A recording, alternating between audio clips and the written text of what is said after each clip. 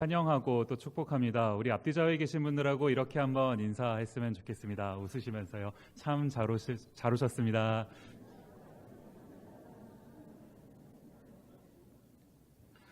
네, 혹시 예수님께서 공생애를 시작하시면서 가장 처음 행하셨던 기적이 뭔지 기억하십니까?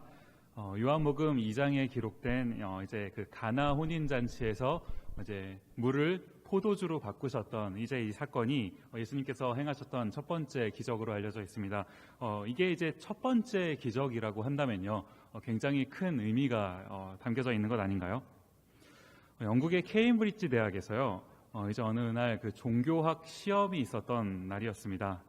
이제 그날 종교학 시험에 문제가 뭐였냐 하니까 이 요한복음 2장에 나타난 예수님께서 물을 포도주로 만드시는 이 사건의 의미가 무엇인지를 서술하라. 이제 이런 시험 문제가 출제가 된 거예요.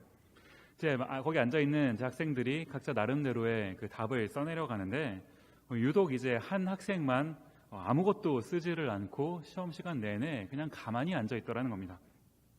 시험 시간이 다 끝나가는데도 그 친구가 아무것도 쓰지를 않으니까 교수님께서 답답하셨던 것 아닌가요? 슬쩍 가셔서는 뭐라도 좀 써라, 뭐라도 좀 써야 낙제는 면할 테니 쓰라고 이렇게 말씀을 하신 겁니다. 그랬더니 이제 그 학생이 딱 한 줄로 답안을 써서 제출을 했는데 이제 이것이 굉장히 유명한 그런 답이 되었다라는 겁니다. 이제 학생이 뭐라고 썼냐 하니까요, Water saw its creator and blushed. 제가 영어로 읽으니까 이게 전혀 감동이 안 오는데 이제 이걸 이제 한국말로 번역을 하면요, 물이 그 주인을 만나니 얼굴이 붉어졌더라. 영국의 유명한 시인이었던 바이런이라는 사람의 이야기라는 거예요. 제가 이제 설교를 준비하면서 자료를 좀 찾아보니까요, 이제 어떤 분은 또 이렇게 말씀하시더라고요. 이게 이제 이 바이런이 처음 했던 말이 아니라 이제 원래 리처드 크래쇼라는 사람이 원래 썼던 표현인데 이제 이 바이런이 책을 하도 많이 읽다가 보니까 이제 그것을 기억하고 이제 그 수업 시간에 이것을 인용한 거다. 뭐 이런 말씀을 하시더라는 겁니다. 어찌 됐건 간에요, 제가 설교를 준비하면서 왜 갑자기 이런 이야기가 떠올랐냐 하니까 이 물도요, 자기를 만들어주신 그 창조주 앞에서 피조물로서 반응을 한다는 건 아닙니까? 가만히 생각을 해보니까 이 하나님께서 만드신 이 세상이라는 게 그런 것 아닌가요? 요즘 아침 저녁으로 제법 이제 쌀쌀해졌습니다. 이제 곧 미네소타에 겨울이 찾아올 것 같습니다. 아직 8월인데 겨울 얘기를 하고 있는 게 너무 웃긴데요. 이 자연이요, 하나님께서 정해주신 그 질서대로 움직이는 것, 이것이 창조주 앞에서 피조물들의 반응 아닙니까? 제가 이제 이런 생각을 하다가 문득 무슨 생각이 들었냐 하니까요, 그렇다면 우리는 어떠냐는 겁니다. 하나님께서 만드신 이 세상의 것들은 그 지으신 창조주 앞에서 자기네 나름대로의 각자 반응을 하는데 우리 인간은 어떠냐는 거예요. 저는 오늘 이제 이런 질문을 염두에 두고 오늘 본문 말씀을 한번 같이 살펴봤으면 좋겠는 겁니다. 이제 저희는 지난주에 이제 10장에서 드디어 이제 이 사울이 왕으로 세워지는 그런 광경을 저희가 함께 살펴봤습니다. 그런데 이제 이 왕이 세워졌음에도 불구하고 이제 이 이스라엘 백성들의 반응이 어땠던 겁니까? 이제 먼저는 이 사울이 왕으로 세워지니까 그 사울을 왕으로 인정하고 잘 따랐던 그런 무리들도 있었더라고 성경이 기록하고 있습니다. 사무엘상 10장 26절 말씀 보시면 사울도 기브아 자기 집으로 갈 때에 마음이 하나님께 감동된 유력한 자들과 함께 갔느니라. 이제 어떤 무리들은 사울을 따라갔던 것 아닙니까? 그러는가 하면 또 어떤 무리의 사람들이 있었습니까? 사울을 왕으로 인정하기를 거부했던 그런 사람들도 있었더라는 겁니다. 이어지는 27절 말씀 보시면요, 어떤 불량배는 이르되 이 사람이 어떻게 우리를 구원하겠느냐 하고 멸시하며 예물을 바치지 아니하였으나 그는 잠잠하였더라. 이런 부류의 사람들도 있었더라는 겁니다. 이제 이렇게 하면서 10장이 마무리가 되고 이제 오늘 본문인 11장이 시작이 되는데요, 이제 오늘 본문 11장 말씀을 쭉 살펴보니까 여기에 굉장히 좀 웃기는 그런 장면이 묘사가 되더라는 겁니다. 지금 보시면 사울이 왕으로 뽑힌 것 아닙니까? 그런데 이 왕으로 뽑힌 사울이 뭘 하고 있는 겁니까? 11장 5절 말씀해 보시면 이렇게 기록을 합니다. 마침 사울이 밭에서 소를 몰고 오다가 이르되 백성이 무슨 일로 오느냐 하니 그들이 야베스 사람의 말을 전하니라. 지금 보시면요, 이 왕인 사울이 뭘 하고 있었다고 기록하고 있습니까? 소를 몰고 있었다라고 기록을 하고 있습니다. 왕인데 소를 몰고 있는 거예요. 이게 지금 뭘 말하고 있는 겁니까? 이 왕이 백성들을 너무 사랑해서 이제 백성들의 그 삶을 한번 체험하기 위해서 체험 삶의 현장을 진행하고 있는 그런 장면인가요? 아니더라는 겁니다. 분명히 지금 사울은 지난 10장에서 왕이 되었는데 아직 이스라엘 백성들의 다수가 이 왕인 사울을 왕으로 인정하지 않고 있는 그런 모습 아닙니까? 뭐 소를 모는 일이 이게 뭐 하찮은 일이다라는 게 아니라요, 왕은 왕의 일이 있고 농부는 농부의 일이 있는 것 아닙니까? 왕이 농부의 일만 하고 있어서는 되겠습니까? 이 10장 끝에 묘사되고 있는 어떤 불량배들, 이런 사람들처럼 적극적으로 사울을 왕으로 인정하지 않는 그런 모습은 아니라 하더라도 이 다수의 사람들이 아직은 그 마음속에서 이 사울을 왕으로 인정하지 않고 있었더라는 겁니다. 몇 주 전에 저희가 함께 살펴봤던 내용입니다. 이제 이스라엘 백성들이 그 왕을 세워달라고 요청을 할 때요, 했었던 말을 혹시 기억하시나요? 제가 설교의 제목으로도 이것을 써서 설교를 했었었는데, 모든 나라와 같이, 기억하십니까? 모든 나라와 같이 우리에게도 왕을 세워주옵소서, 이렇게 요구를 했던 것 아닌가요? 근데 다른 나라 사람들이 어떻게 왕을 가지고 있는지 이 이스라엘 백성들이 이미 알고 있었더라는 겁니다. 그렇다면 이 말은 그 다른 나라 사람들이 그들의 왕을 어떻게 대우하고 있는지도 이 이스라엘 백성들이 알고 있었더라는 것 아닌가요? 그런데 지금 이 왕을 주셨음에도 불구하고 그 왕을 대하는 이스라엘 태도를 저희가 한번 보고 있는 겁니다. 사울이 왕인데요, 이 왕이 왕의 일을 감당하고 있는 게 아니라 소를 몰고 있다는 겁니다. 지금 이제 이런 배경에서 이제 사무엘상 11장이 시작되는 건데, 이 하나님께서 지금 이런 상황 가운데서 이 11장 전체를 통해서 어떻게 하나님의 일들을 이루어 가시는지를 저희가 오늘 함께 좀 살펴보기를 원하는 겁니다. 오늘 본문 11장 1절 말씀을 보시면 이렇게 기록을 합니다. 암몬 사람 나하스가 올라와서 길르앗 야베스에 맞서 진침해 야베스 모든 사람들이 나하스에게 이르되 우리와 언약하자, 그리하면 우리가 너를 섬기리라 하니. 지금 이게 무슨 말입니까? 지금 이제 10장, 11장 이런 상황이 전개되는 가운데서 이제 암몬이라는 나라가 이제 이스라엘을 쳐들어오기 위해서 길르앗 야베스라고 하는 동네 앞에 이제 진을 쳤다라는 겁니다. 이제 야베스 사람들이 이 소식을 듣고 또 이 광경을 보니까요, 그 마음에 너무 무서웠던 것 아닌가요? 그래서 이제 무슨 행동을 하냐 하니까요, 지금 1절 말씀해 보시면 중간에 우리와 언약하자, 이제 이런 표현이 있는데, 이게 이제 뭘 말하는 겁니까? 쉽게 말하면 이제 너희가 너무 무섭고 우리는 너희를 이길 생각도 없고 자신도 없으니까 이제 우리가 적절히 조공도 바치고 너희한테 순종도 하고 할 테니 이제 우리를 물리치지 말고 이제 우리가 돈도 주고 할 테니까 이거 약속하고 이러고 그냥 돌아가 달라, 이제 이거를 요청하는 것 아닙니까? 지금 보시면 싸워보지도 않고 진만 쳐놨는데 그 앞에다 대고 이런 이제 약속을 제안하는 게 이제 굉장히 이 이스라엘 백성들, 야베스 사람들 입장에서는 굴욕적인 그런 사건 아닌가요? 이제 그만큼 이 암몬이라는 나라가 두려웠다라는 겁니다. 그럼 이쯤 되면요, 이제 이 암몬 족속 입장에서도 적당히 언약을 체결해주고 이제 뭐 돈이나 좀 받아가고 앞으로 돈 계속 줄 거니까 그렇게 하고 그냥 자기네 나라로 돌아가면 뭐 굳이 에너지 낭비하지 않아도 되고 얼마나 좋은 일입니까? 그런데 이 암몬 족속들이 그냥 가지 않고 한 가지를 더 요구하더라는 거예요. 그게 이제 뭐냐 하니까 이어지는 2절 말씀 보시면 암몬 사람 나하스가 그들에게 이르되 내가 너희 오른 눈을 다 빼야 너희와 언약하리라, 내가 온 이스라엘을 이같이 모욕하리라. 이게 지금 무슨 말입니까?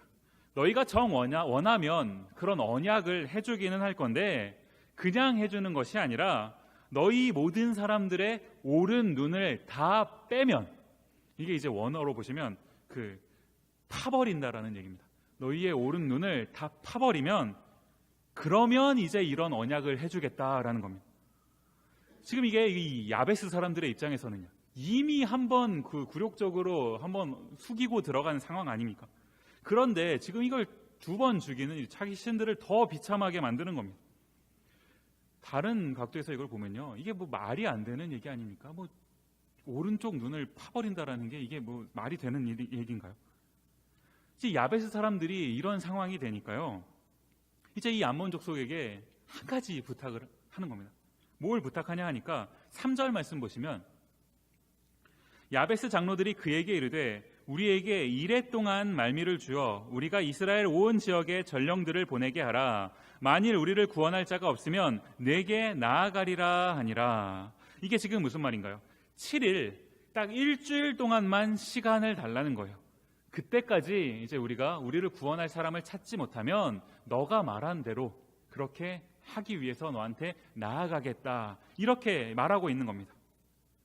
지금 11장 상황을 쭉 보시면 알겠지만 이제 이런 상황 속에서 이 11장이 시작이 되고요, 하나님께서 지금 이와 같은 상황 속에서 하나님의 일들을 이루어 가시더라, 만들어 가시더라는 겁니다. 저희가 그것을 함께 살펴보게 될 텐데, 제가 이제 이 구조를 설교를 준비하면서 보다가 문득 제 마음속에 무슨 생각이 들었냐 하니까요, 이제 우리 인생 가운데도 때로는 어떤 문제가 발생하는 것 아닙니까? 뭐 살다가 보면요, 이런 일도 있고 저런 일도 하는 거니까 뭐 그럴 수도 있겠거니 하고 넘어갈 수도 있겠지만, 때로는 우리가 만나게 되는 어떤 문제가 상상할 수 없는 그런 비참한 상황으로 나를 이끌어가는 그런 때도 있더라는 겁니다. 너무 두렵고 무서운 것 아닙니까? 그런 상황을 만나게 되면. 하나님께서 이러한 상황을 왜 우리에게 허락해 주시는 걸까요? 제 마음속에 문득 이 구절이 떠오르더라는 겁니다. 고린도전서 10장 13절 말씀이요.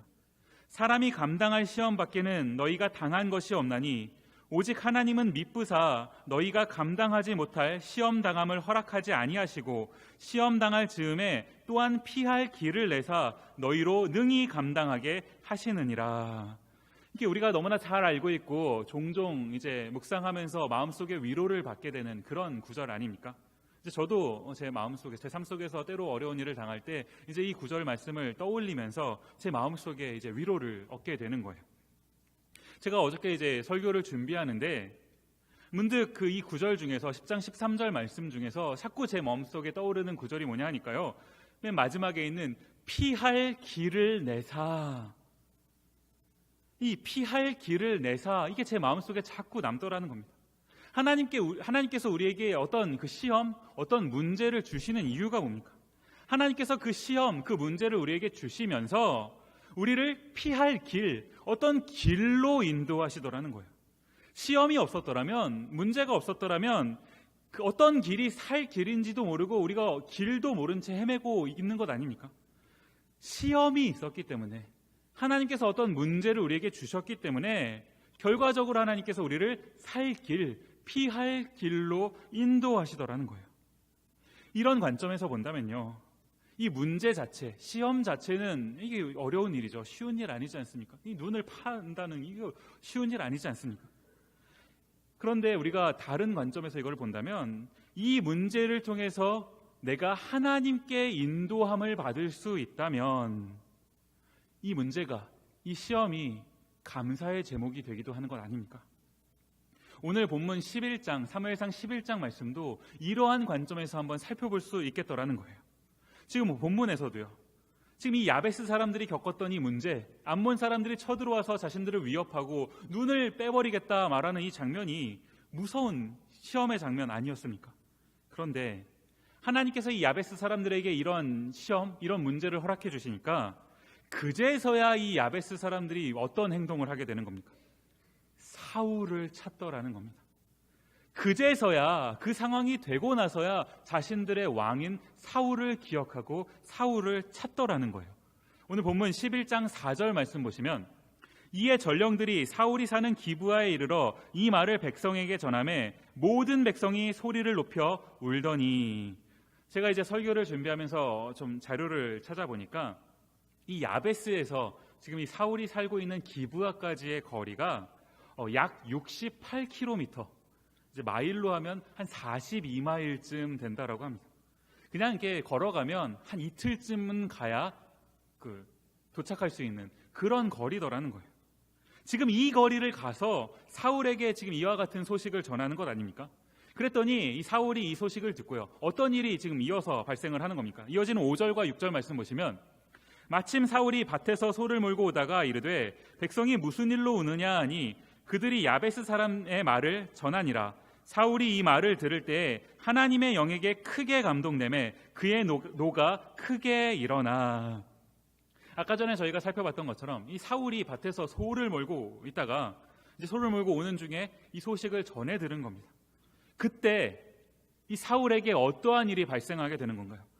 하나님의 영에게 크게 감동되매. 지금 하나님께서 하나님의 영으로 이 사울을 사로잡으시니까, 크게 감동시키시니까 이 사울이 이어서 이제 어떤 행동을 하게 되는 겁니까? 7절 말씀이요. 한 겨리의 소를 잡아 각을 뜨고 전령들의 손으로 그것을 이스라엘 모든 지역에 두루 보내어 이르되 누구든지 나와서 사울과 사무엘을 따르지 아니하면 그의 소들도 이와 같이 하리라 하였더니 여호와의 두려움이 백성에게 임하매 그들이 한 사람같이 나온지라. 무슨 말인지 이해가 가시죠? 지금 여기서 말씀하고 있는 이 한 겨리의 소라는 것은 이제 소 한 쌍, 즉 2마리를 말합니다. 소 2마리를 죽여서 이제 각을 떠서 이스라엘의 이제 12지파에게 보냈다라는 거예요. 지금 하나님께서 이 암몬 족속을 사용하셔서요, 이 문제를 이스라엘 백성들에게 허락해 주시면서 지금 하나님께서 이 일을 어떻게 만들어 가고 계시는 겁니까? 이스라엘 백성들에게는요, 사울이 자신들의 왕이었다라는 사실을 기억나게 해주시면서 사울을 찾게끔 하나님께서 몰고 가시는 것 아닙니까? 그러는가 하면 이 사울 입장에서는 어떻습니까? 지금 왕으로 세워졌는데도 불구하고 여전히 소를 몰고 있습니다. 자기 밭에서 자기 일을 하고 있는 거예요. 지금 보시면 하나님께서 세워주신 왕으로서의 사명을 감당하고 있는 것이 아니라 여전히 나의 일, 나의 삶을 중심으로 살아가고 있던 게 이 사울의 모습이었다는 겁니다. 그런데 이랬던 사울을 하나님께서 하나님의 영으로 감동시키시니까 자신이 몰고 가던 그 한 쌍의 소를 죽여서요. 이 소가 정말 중요한 재산 아닙니까? 밭에서 농사를 하는 농부의 입장에서는, 이 당시 사람들의 입장에서는 이 소가 자신의 전재산과 같은 그런 존재 아닙니까? 그런데 지금 사울이 하나님의 영에 감동이 되니까 그 소를 잡아서 각을 뜨더라는 겁니다. 2마리나요. 자신이 원하던 삶, 자신이 살던 자신 중심의 삶에서 하나님의 삶으로 이 사울의 삶이 바뀌는 그런 장면 아닌가요? 하나님께서 어떤 그 문제, 이 암몬이라는 문제라는 그 어떤 매개체를 사용하셔서 지금 이스라엘 백성이나 사울의 삶이나 이렇게 바꾸어 가시더라는 겁니다. 그러는가 하면 또 뭡니까? 이 하나님께서 이스라엘 백성들에게 이제 보시면 두려움이요, 이 7절에 보시면 여호와의 두려움이다라는 표현을 사용하고 있는데, 이 하나님으로 말미암은 두려움을 이스라엘 모든 사람들에게 주셨더라는 거예요. 그랬더니 그 두려움 때문에 이스라엘 모든 사람들이 이제 한 사람과 같이 나왔다, 지금 성경이 이렇게 기록하고 있는 것 아닙니까? 얼마나 많은 사람들이 나왔냐 하니까요, 이어지는 8절 말씀 보시면 사울이 베색에서 그들의 수를 세어보니 이스라엘 자손이 30만 명이요 유다 사람이 3만 명이더라. 총 몇 명입니까? 33만 명이에요. 이 얼마나 많은 숫자인지를 저희가 한번 생각해 보면요, 이 이스라엘 백성들이 출애굽할 때, 이제 애굽에서 나올 때 싸움에 나갈 수 있는 장정들의 수만 개수를 해봤더니 60만 명이다라고 기록하고 있습니다. 그 인원의 절반이 모인 것 아닙니까? 33만 명. 이 대단한 것 아닌가요? 게다가요, 지금 이와 같은 일이 얼마 만에 진행된 일입니까? 이 질문 잠시 기억하시고요. 이제 33만 명의 사람들이 이렇게 한 마음으로 모이니까요, 이 문제를 겪었던 야베스 사람들이 이제 기쁜 것 아닙니까? 33만 명이나 되는 사람들이 한 마음이 돼서 모였으니까 그 기쁨이 그들에게 찾아오더라는 거예요.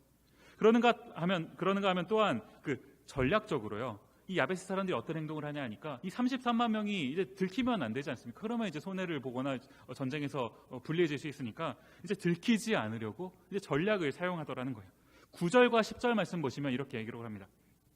무리가 와 있는 전령들에게 이르되 너희는 길르앗 야베스 사람에게 이같이 이르기를 내일 해가 더울 때 너희가 구원을 받으리라 하라. 전령들이 돌아가서 야베스 사람들에게 전하매 그들이 기뻐하니라. 야베스 사람들이 이에 이르되 우리가 내일 너희에게 나아가리라. 여기서 말하는 너희는 이제 암몬 사람들을 말합니다. 너희 생각에 좋을 대로 우리에게 다 행하라 하니라. 이게 뭡니까? 내일 나갈 거라는, 너희가 원하는 대로 해라. 내일 우리가 나갈 테니 니네 하고 싶은 대로 해라. 지금 자신들의 그 33만 명이라고 되는 이 사람들이 모였다는 사실을 전략적으로 숨기고 있는 그런 장면 아닌가요?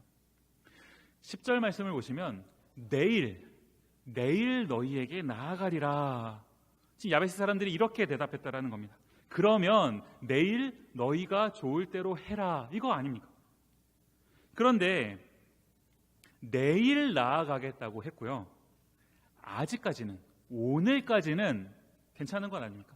암몬 족속들이 오늘까지는 아직 시간을 준 것 아닌가요? 아까 전에 암몬 족속들이 이 야베스 사람들에게 얼마간의 시간을 주었습니까? 7일이요. 일주일이요. 야베스 사람들이 사울에게 전령을 보내고, 아까 말씀드렸습니다. 40마일. 그 길을 가서 사울에게 전령을 보내고, 사울이 소의 각을 떠서 이스라엘 전 지파에게 보내고, 거기서 이 싸움에 나갈 만한 장정들이 33만 명이 한 걸음에 달려와서 모이는 데까지 일주일 걸린 겁니다. 모르겠습니다. 성경이 더 정확한 표현을 말하고 있지 않으니까요. 혹시 암몬 사람들이 이스라엘 백성들에게 며칠간의 시간을 더 줬을지 잘 모르겠습니다. 성경이 정확하게 기록하고 있지 않으니까. 그렇다 하더라도 지금 이 이스라엘 백성들이 했던 이 일들이 굉장히 빠른 시간 안에 이 일들이 진행된 것 아닙니까? 뭐가 이것을 가능하게 했습니까? 여호와의 두려움이, 하나님의 강권적인 역사 아닌가요? 하나님께서 직접 일하시면 이 모든 일이 7일 만에 가능하더라는 거예요. 우리가 인생을 살면서 겪게 되는 여러 가지 문제들, 왜 불가능하다고 여깁니까? 왜 그 일들이 불가능하다고 우리 마음속에 생각이 되는 건가요? 이게 왜 불가능합니까? 내 생각이니까요. 내 생각이니까 불가능한 거고, 하나님이 일하시면 하나님은 그 작정하신 일을 하시더라는 겁니다. 그런가 하면요, 하나님께서 지금 사용하고 계시는 이 사울이라는 사람, 지금 엊그저께 이제 왕으로 세워진 사람입니다. 왕으로서도 초보 아닙니까? 그러는가 하면 지금 이 국가 대 국가의 전투를 하는 사울이 해본 적이 있겠습니까?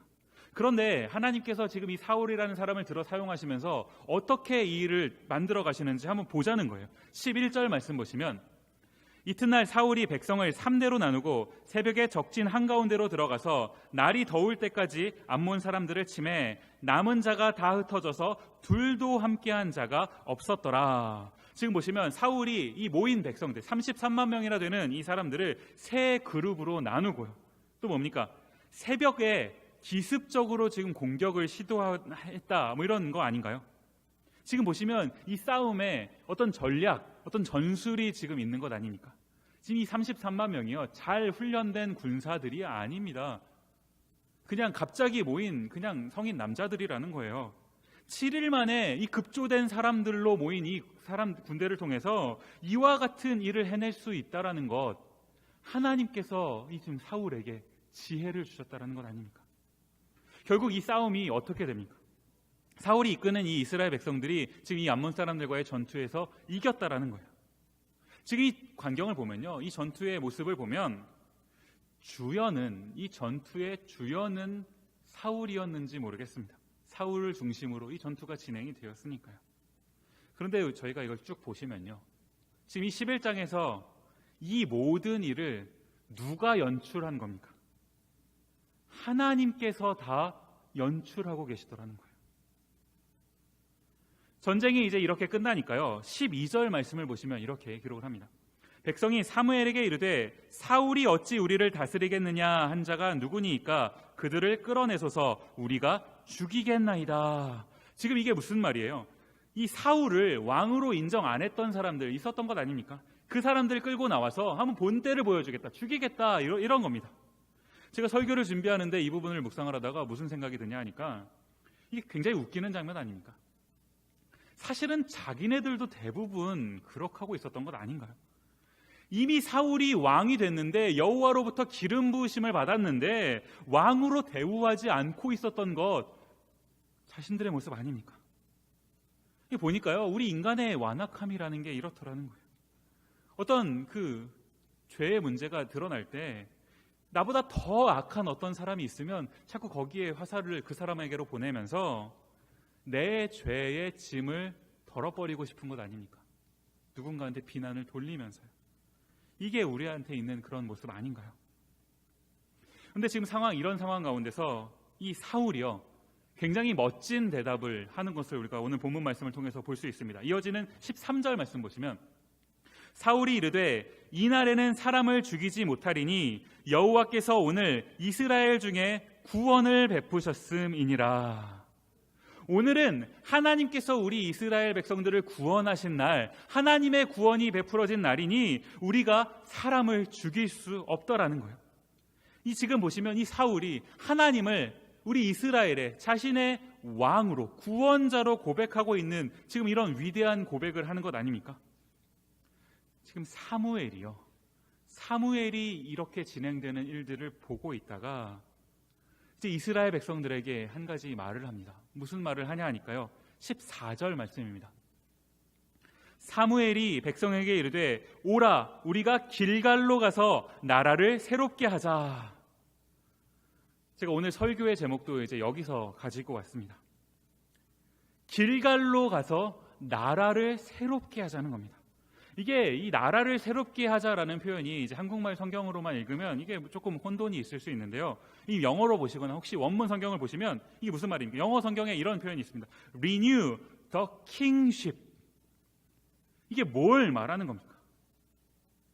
Renew the kingship. 이게 뭘 얘기하는 건가요? 이 의미는요, 이 길갈이라는 지명이 뭘 의미하고 있는지를 생각하면 우리가 훨씬 더 쉽게 이해할 수 있게 되더라는 거예요.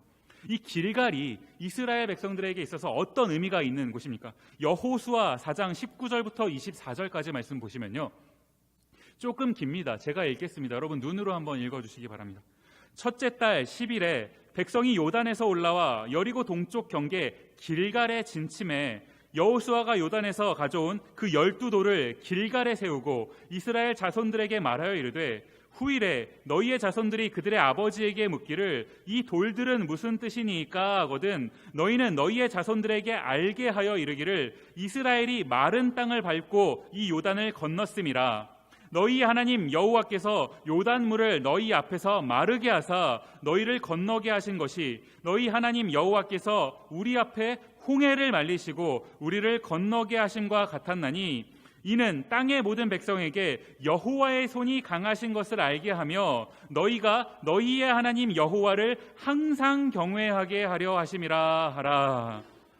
무슨 말씀인지 이해가 가시죠? 지금 이 이스라엘 백성들이 그 40년간의 광야 생활을 다 마치고 이제 그 요단강을 건너서 가나안 땅으로 가게 되는 것 아닙니까? 그때 하나님께서 마치 홍해를 갈라주셨던 것처럼 이 요단강 물을 갈라주셔서 이스라엘 백성들이 이제 가나안 땅에 들어가게 해주셨다라는 거예요. 여기서도 보시면 하나님께서 요단강, 홍해 문제를 주시면서 그 문제를 통해서 또 길까지 주시는 것 아닌가요? 지금 이 이스라엘 백성들이요, 요단강을 건너고 나서 이 길갈이라는 곳에서 지금 돌을 세워놓고 뭘 하자는 겁니까? 무슨 의미가 그 안에 있는 겁니까? 우리를 인도하신 하나님, 우리를 지금 이 광야에서 또 요단강에서 구원하신 하나님, 이 하나님을 기억하면서 이 하나님을 항상 경외하자라는 겁니다. 지금 길갈은요, 이스라엘 백성들에게 이와 같은 추억이 있었던 장소 아닌가요? 지금 사무엘이요, 오늘 본문에서 Renew the kingship, 지금 이것을 이 길갈에서 하자는 겁니다. 이스라엘 백성들에게 뭘 요구하고 있는 겁니까? 이스라엘 백성들의 진정한 왕이 누구냐는 겁니다. 지금 보면 사울이 눈에 보이는 왕으로서 쓰임 받고 있는 것은 사실이지만 지금 전체를 보니까 이 일 누가 하셨냐는 거예요. 지금 왕인 사울의 입에서도 똑같은 그런 고백이 나왔던 것 아닙니까? 하나님이 우리에게 구원을 베푸셨다, 이런 고백했던 것 아닌가요? 그러므로 우리 이스라엘 백성들은 지금 이 길갈에서 우리의 왕이신 하나님이요, 우리를 구원하신 하나님, 우리를 인도하실 하나님, 그 하나님을 다시 한번 기억하고 생각하면서 그 하나님을 우리의 왕으로 고백하자, 지금 사울이 이것을 요청하는 것 아닙니까? 그런데 오늘 15절 말씀을 보시면요, 사무엘상 11장 15절 말씀입니다.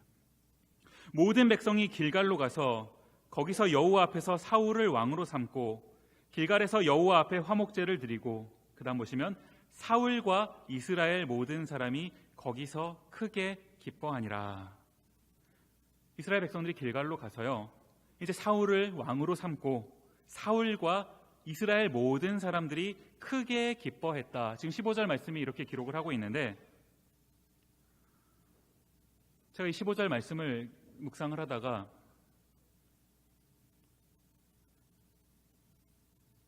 사무엘의 이름이 여기 언급이 안 되더라는 거예요. 모르겠습니다. 성경이 의도적으로 그렇게 했는지, 제가 더 그렇게 그런 관점으로 성경을 보고 있는 건지 모르겠지만 11장에 보시면요, 사울이 계속 등장합니다. 사울의 이름이 계속 등장해요. 그렇게 하다가 이 15장이 언급되기 직전에 사무엘이 등장을 합니다. 성경이 사무엘의 이름을 두 번이나 연속해서 언급시킵니다. 그런데 이 15절에서는요, 사울과 이스라엘 모든 사람들이 크게 기뻐했다 얘기하고 있는데 사무엘은 없더라는 거예요. 사무엘은 지금 이 기쁨 속에서 동참하고 있지 않다라는 것 아닙니까? 다음 주에 살펴볼 12장을 보면 조금 더 이 의미를 드러낼 수 있겠는데요, 저는 오늘 설교의 결론을 맺으면서요, 11장 말씀을 전체를 쭉 살펴보는데 하나님께서 이 11장 말씀을 통해서 이스라엘 백성들에게, 또한 이 11장을 오늘 읽고 있는 우리에게요, 반복적으로 어떤 특정한 단어를 사용하시면서 드러내시고자 하는 메시지가 있더라는 거예요. 성경이 의도적으로 이것을 배치하면서 우리에게 말씀하고 싶은 내용이 있더라는 겁니다. 그게 뭡니까? 사무엘상 11장 3절 말씀. 야베스 장로들이 그에게 이르되 우리에게 이레 동안 말미를 주어 우리가 이스라엘 온 지역에 전령들을 보내게 하라. 만일 우리를 구원할 자가 없으면 내게 나아가리라 하니라. 9절 말씀에는요, 무리가 와 있는 전령들에게 이르되 너희는 길르앗 야베스 사람들에게 이같이 이르기를 내일 해가 더울 때에 너희가 구원을 받으리라 하라. 전령들이 돌아가서 야베스 사람들에게 전하매 그들이 기뻐하니라.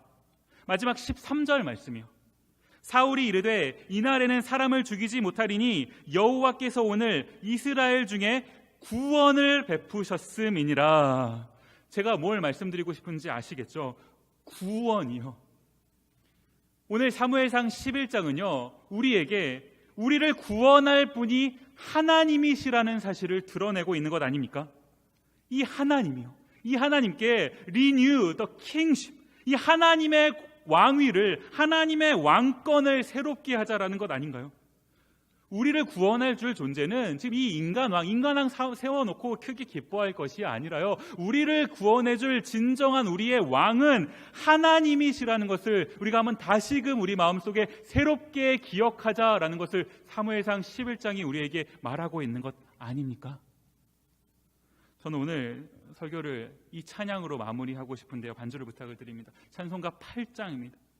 우리가 항상 예배 시간에 나올 때마다 말씀을 듣고 또 찬양을 하고 기도를 하면서요, 하나님, 나에게 여러 가지 문제가 있었습니다. 한 주일 동안 살다가 보니까 이런 문제 있었는데 하나님 나에게 문제를 허락해 주시고 은혜를 베풀어 주옵소서. 맞는 말입니다. 우리에게 하나님 필요하죠. 그러나 우리가 하나님께 이 예배의 자리에 나와서 가장 먼저 회복해야 될 한 가지가 있다면 뭡니까?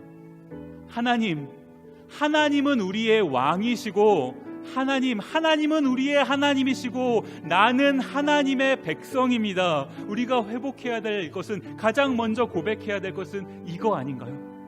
하나님이 우리의 왕이시면요, 왕이신 하나님은 하나님의 작정하신 대로 우리를 이끌어 가시더라고요. 아무리 문제가 있어도 왕이신 하나님이 우리의 왕이시기 때문에 왕은 그 백성들을 돌보시더라는 겁니다. 우리가 해야 될 건요, 하나님은 우리의 왕이십니다. 하나님 우리의 주인이십니다. 우리의 주님이십니다. 우리의 구원자이십니다. 우리는 이것을 고백해야 되는 것 아닙니까? 오늘 이 찬양이요. 거룩 거룩 거룩 전능하신 주님, 이른 아침 우리가 주님을 찬양합니다. 거룩하신 주님, 자비하신 주님, 성삼위 하나님, 주님은 우리의 주님이십니다. 오늘 우리가 함께 예배 가운데요, 이 하나님을 우리의 왕으로 고백하면서 찬양하는 시간을 갖기를 합니다. 그럴 때 왕이신 우리 하나님은 우리 백성들을 돌보실 것입니다.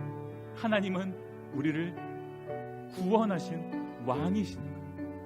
우리 함께 찬양하면서 이 시간 나아가도록 할 때 우리가 고백으로, 전심으로 우리 하나님을 높이면서 함께 찬양하기를 원합니다. 거룩 거룩 거룩 거룩 거룩 거룩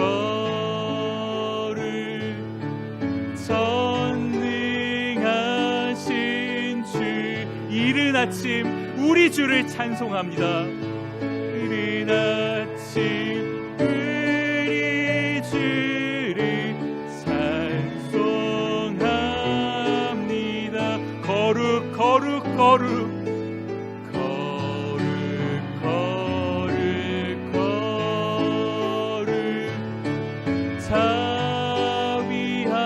자비하신 주, 우리 주님 어떤 분이십니까? 성삼위일체, 성삼위 우리 주로다. 우리 주, 우리 2절로 찬양합니다. 거룩 거룩 거룩 거룩 거룩 거룩 주의 보좌 앞에 왕이신 하나님께 우리 백성들은 어떻게 해야 됩니까? 모든 성도 면류관을 벗어드리네. 면류관을 벗어드리네. 천군 천사 모두, 천군 천사 모두 주께 굴복하니 영원히 위에 계신 주로다. 영원히 위에 계신 주로다. 지금 우리가 4절로 한 번 더 찬양하기를 원하는데요, 송구스러운 부탁을 하나 드려도 될까요? 우리 하나님께 하실 수 있다면 한번 우리가 손을 들고 우리 하나님께 경배를 표하지 않으시겠습니까? 우리 왕이신 하나님께요. 성경에 보면, 성경에 나와 있는 수많은 인물들이 하나님의 거룩하신 앞에서 엎드렸다라고 기록하고 있습니다. 하나님을 하나님으로 인정하는 우리 인간의 피조물의 표현 아닌가요? 우리가 이 시간 엎드릴 수는 없지만 하나님의 하나님 되심을 고백하면서요, 우리가 손을 들어 주님은 나의 하나님이십니다, 주님은 나의 왕이십니다를 고백하면서 한번 찬양하시지 않겠습니까? 우리 한번 4절로 한 번 더 찬양하며 나아갑니다. 거룩 거룩 거룩 거룩 거룩 거룩 우리 주님이요, 전능하신 주님, 주 천지 만물 모두 주를 찬송합니다. 모두 주를 찬송합니다. 거룩 거룩 거룩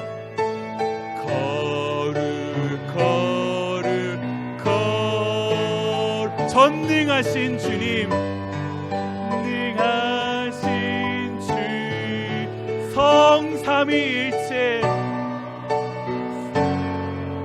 성삼위 하나님 어떤 분이십니까? 우리 주로다. 우리 주로다. 이 시간 반주를 들으시면서요, 우리가 한번 눈을 감고 우리 하나님께요, 왕이신 나의 하나님께 한번 고백하며 나아가겠습니다. 하나님은 나의 왕이십니다. 내 삶 속에서, 내 마음 속에서 하나님의 왕권이, 하나님의 왕위가 다시 한번 회복되기를 원합니다. 하나님, 세상 임금이 아니라, 세상 어떤 것이 아니라 하나님만이 나의 삶 가운데 왕이심을 내가 이 시간 다시 한번 고백하며 살아가게 하옵소서. 왕이신 하나님, 나를 기억하시고 하나님 하나님의 백성을 기억하시고 나의 삶 속에서 하나님 나를 인도하여 주시옵소서. 우리 왕이신 하나님께 하나님의 왕되심을 고백하면서 하나님의 왕이심을 고백하면서 나에게 은혜를 베풀어 달라고, 주의 백성을 긍휼히 여겨달라고 이 시간 한번 하나님께 간절히 기도하며 나아가는 시간을 갖도록 하겠습니다. 함께 기도하시겠습니다. 아버지 하나님, 이 시간 하나님을 고백하며 나아갑니다. 하나님의 왕이심을 고백하며 나아갑니다. 아버지 하나님이시여 왕이신 하나님, 우리를 기억하여 주옵소서. 아버지 하나님, 우리가 세상 가운데서 살아가면서 아버지 하나님 무엇을 왕으로 고백하며 살아갑니까? 아버지 하나님, 세상 어떤 것입니까? 아닙니다. 하나님을 우리의 왕으로 고백하며 살게 하옵소서. 아버지 하나님, renew the kingship, 하나님의 왕위와 왕권이 내 삶 속에서 회복되게 하여 주옵소서. 내 마음 속에서 아버지 하나님, 하나님의 왕이심만이, 하나님의 왕되심만이 드러나게 하여 주시옵소서. 주여, 그러할 때 주의 백성을 긍휼히 여기시고 하나님 은혜를 베푸사 왕이신 하나님, 아버지 하나님, 우리를 인도하여 주시옵소서. 우리의 삶을 주께서 원하시는 그 방식대로 이루어 가시옵소서. 왕이신 하나님, 주님만을 왕으로 높이는 인생 되기를 원합니다. 은혜 베풀어 주시길 원합니다.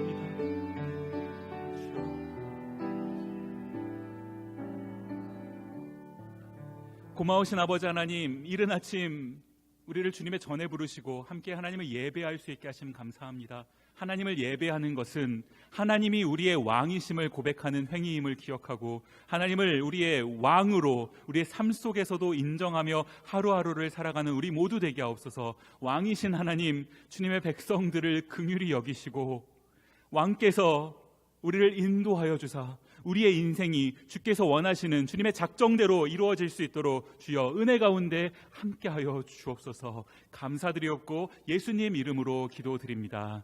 아멘.